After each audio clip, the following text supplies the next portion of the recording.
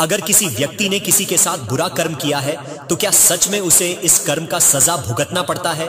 इसे बारे में प्रेमानंद महाराज ने अपनी पिछली कथा में बताया है, जो आज मैं आप लोगों को बताऊंगा। प्रिय साथियों, जीवन का हर मोड़ कर्मों और उनके परिणामों पर आधारित है। अगर आप आज कोई फैसला करेंगे तो आपका भविष्य बदल जाएगा, अगर नहीं करेंगे तो भी भविष्य बदल जाएगा। भक्तों, हम अक्सर अपने जीवन में कई उतार चढ़ाव देखते हैं। किसी समय हमारा जीवन सुखमय लगता है और कभी अचानक दुखों का पहाड़ टूट पड़ता है। यह जीवन का चक्र है जो न केवल हमारे कर्मों का परिणाम है, बल्कि हमारे आसपास के वातावरण और समाज से भी जुड़ा हुआ है। समय एक ऐसा पहिया है जो निरंतर घूमता रहता है। इस चक्र में हम सभी फंसे हुए हैं। हर व्यक्ति को किसी न किसी रूप में अपने कर्मों का हिसाब देना होता है, लेकिन कभी कभी यह चक्र सिर्फ हमारे व्यक्तिगत कर्मों तक सीमित नहीं रहता। उदाहरण के लिए, एक परिवार में किसी सदस्य के गलत फैसले का प्रभाव पूरे परिवार को भुगतना पड़ता है। यह ठीक वैसा ही है जैसे किसी तालाब में एक कंकड़ फेंकने पर उसकी लहरें चारों ओर फैल जाती हैं। बुराई, चाहे वह छोटी हो या बड़ी, एक दिन लौटकर अवश्य आती है। यदि आप किसी के साथ गलत करते हैं तो समय के साथ उसका असर आपके जीवन में भी देखने को मिलेगा। कई बार हम यह समझ नहीं पाते कि अचानक जीवन में आने वाले कष्ट क्यों हैं, लेकिन जब हम गहराई से सोचते हैं तो पता चलता है कि यह हमारे अपने ही कर्मों का फल है। इन्हीं सभी बातों को समझाते हुए आइए जानते हैं पूज्य गुरु जी प्रेमानंद महाराज जी ने क्या कहा है। भक्तों, यह दुनिया कर्मों के नियम से चलती है। हम जो भी करते हैं उसका फल हमें भोगना ही पड़ता है। यदि किसी ने किसी को कष्ट दिया है तो वह कष्ट लौटकर जरूर आएगा। यह नियम अकाट्य है। चाहे वह किसी छोटे से जीव की आह हो या किसी व्यक्ति का हृदय दुखाना, उसका फल अटल है। भगवान का विधान ऐसा है कि कोई भी कर्म छिपा नहीं है। हर आह, हर दुख, हर खुशी का हिसाब रखा जाता है। कई बार हमें यह समझ नहीं आता कि हमारे जीवन में अचानक दुख क्यों आता है। इसका कारण हमारे पूर्व जन्म के कर्म हो सकते हैं। आपके जीवन में जो लोग आते हैं वे ऐसे ही नहीं आते। वे आपके कर्मों के आर्णानुबंध के कारण आते हैं। आपका परिवार, आपके मित्र, यहां तक कि आपके शत्रु भी सब पूर्व जन्म से जुड़े होते हैं। यदि कोई व्यक्ति आपके साथ गलत करता है तो यह समझें कि यह आपका ही कोई पुराना हिसाब है। तो भक्तों, इस वीडियो को आधा अधूरा देखकर किसी फैसले पर मत आना। इस 4-5 मिनट के वीडियो को आपको पूरा देखना चाहिए।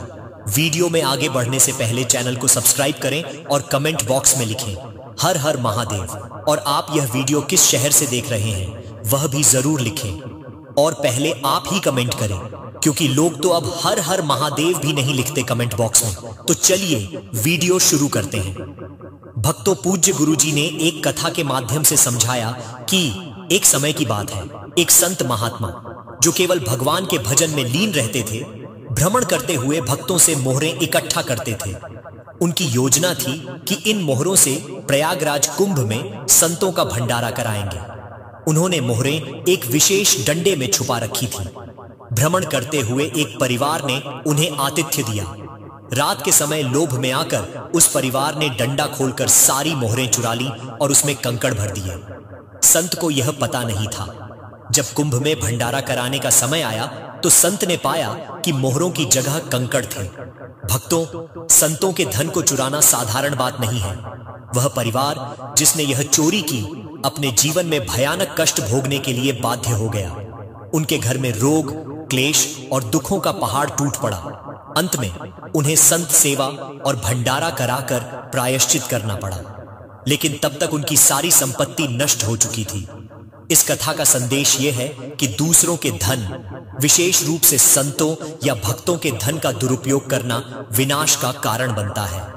भक्तों, जीवन में चाहे कितने भी कर्मों का बंधन हो, केवल भगवान की शरण में जाकर ही इनसे मुक्ति पाई जा सकती है। श्री कृष्ण ने स्वयं गीता में कहा है, सर्वधर्मान परित्यज्य मामेकम शरणम व्रज, अहम त्वाम सर्व पापेभ्यो मोक्षयिष्यामि मा शुचः। यदि आप अपने सारे कर्मों को भगवान को अर्पित कर दें तो वे आपको हर आड़ से मुक्त कर देंगे। भगवान की शरण में जाने का अर्थ है अपने हर कर्म को उनके प्रति समर्पित करना। इसका तात्पर्य यह नहीं है कि आप कर्म करना छोड़ दें। इसका अर्थ है हर कर्म निष्काम भाव से करें। भक्तों, जीवन का असली सुख भगवान की भक्ति में है। जो भी कष्ट या दुख आपके जीवन में आते हैं, उन्हें भगवान का प्रसाद मानकर सहन करें। यदि आप किसी के साथ अन्याय कर चुके हैं तो प्रायश्चित करें। अपने जीवन को भगवान के चरणों में अर्पित करें। जो कुछ भी है वह उन्हें समर्पित कर दें। जैसे दुकान में लेन देन होता है, वैसे ही हमारे जीवन में भी लेन देन होता है। जो लेना है वह प्रभु की कृपा समझकर लें, और जो देना है वह भी भगवान का आदेश मानकर दें।